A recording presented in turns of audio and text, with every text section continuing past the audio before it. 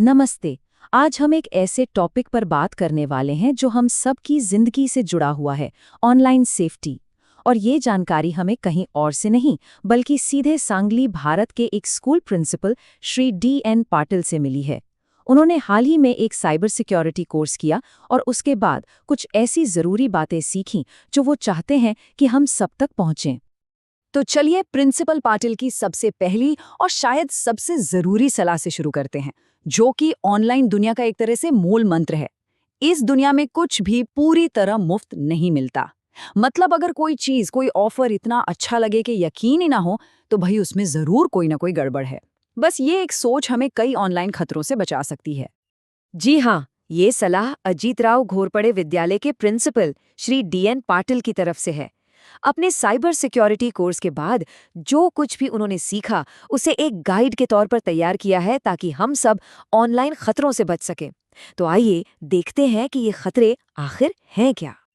तो सवाल ये उठता है कि ये हैकर्स आखिर करते क्या हैं? वो कौन से जाल बिछाते हैं जिनमें लोग अक्सर फंस जाते हैं? अगर हम उनके तरीकों को ही समझ लेना तो उनसे बचना काफी आसान हो जाएगा। चलिए देखते हैं कुछ आम तरीके। सोचिए, आपके फोन पर एक मैसेज आता है, आपके खाते में पैसे जमा हुए हैं। अरे वाह, कौन खुश नहीं होगा। और बस इसी खुशी में, इसी जल्दबाजी में लोग बिना सोचे समझे उस लिंक पर क्लिक कर देते हैं। हैकर्स हमारी इसी साइकोलॉजी का फायदा उठाते हैं, इसलिए ऐसे किसी भी अनजान मैसेज से हमेशा सावधान रहना है। ये एक और बहुत ही कॉमन तरीका है, इनाम का लालच देना। ये तो हम सबने देखा होगा। एक छोटे से गिफ्ट के लालच में हम अनजाने में ही खतरनाक लिंक्स या झूठे मैसेज को अपने ही दोस्तों और परिवार वालों को भेज देते हैं। इससे हैकर का काम और भी आसान हो जाता है। सरप्राइज, ये शब्द सुनते ही एक उत्सुकता जागती है ना? और हैकर्स बस हमारी इसी क्यूरियोसिटी का फायदा उठाते हैं। लेकिन याद रखिए, किसी अनजान जगह से आया हुआ सरप्राइज गिफ्ट लगभग हमेशा एक धोखा ही होता है। ऐसे किसी भी लिंक पर क्लिक नहीं करना है।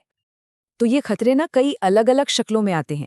कभी शादी के कार्ड के नाम पर कोई लिंक आएगा, तो कभी कोई अनजान .apk फाइल, कभी इनाम का लालच देने वाले मैसेज आएंगे, तो कभी सरकारी योजनाओं के नाम पर नकली ऐप्स।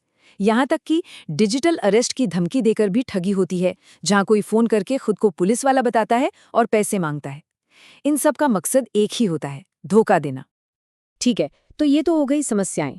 अब इनसे बचे कैसे? चलिए अब बात करते हैं अपने डिजिटल सुरक्षा कवच की। कुछ बहुत ही आसान सी बातें हैं जिन्हें अपनाकर हम ऑनलाइन सेफ रह सकते हैं। अगर कोई भी लिंक थोड़ा सा भी अजीब लगे तो एक सिंपल सा 3 स्टेप रूल याद रखिए। पहला, उसे खोलो मत। दूसरा, उसे आगे किसी को भी भेजो मत।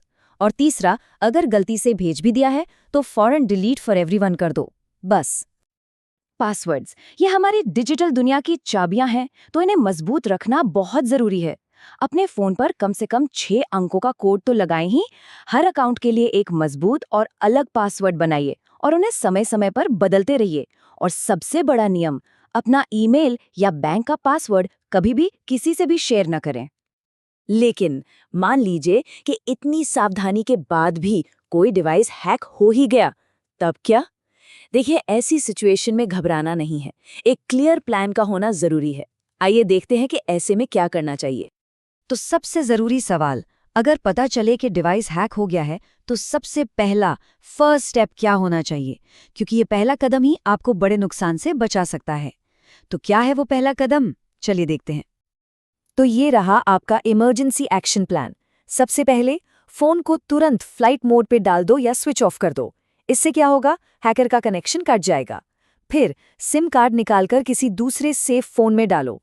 इसके बाद फौरन पुलिस या साइबर हेल्पलाइन से संपर्क करो और ऑनलाइन शिकायत दर्ज कराओ। और आखिर में हैक हुए डिवाइस से सारी अजीब फाइलें हटा दो।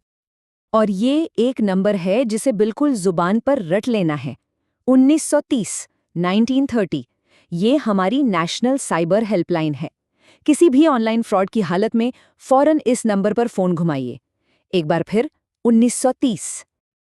अब ये समझना भी जरूरी है कि अगर कोई हैक हो जाए तो हो क्या सकता है। ये सिर्फ कोई टेक्निकल प्रॉब्लम नहीं है। हैकर्स आपके कॉन्टैक्ट्स को आपके नाम से गलत मैसेज भेज सकते हैं। और सबसे डरावनी बात, वो आपके बैंकिंग ऐप्स में घुसकर आपका पैसा निकाल सकते हैं। तो इसका असर हमारी असल जिंदगी पर पड़ता है। प्रिंसिपल पाटिल का जो ये मैसेज है ना, वो सिर्फ खुद को बचाने के लिए नहीं है, वो एक सुरक्षित समाज बनाने के बारे में है। क्योंकि साइबर सिक्योरिटी सिर्फ एक इंसान की नहीं, बल्कि हम सबकी एक साथ एक कलेक्टिव जिम्मेदारी है। और आखिर में उनकी वो एक बात जो सब पर भारी है, झूठे लालच का शिकार मत बने। ज्यादातर ऑनलाइन फ्रॉड की जड़ यही लालच होता है। अगर इससे बच गए तो समझो आधी जंग तो वहीं जीत ली। तो बस ये जो भी बातें आज हमने की, इन्हें सिर्फ अपने तक मत रखिए।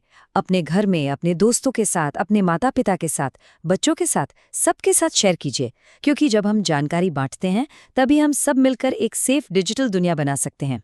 जैसा कि प्रिंसिपल पाटिल कहते हैं, सावधान रहे, सुरक्षित रहें।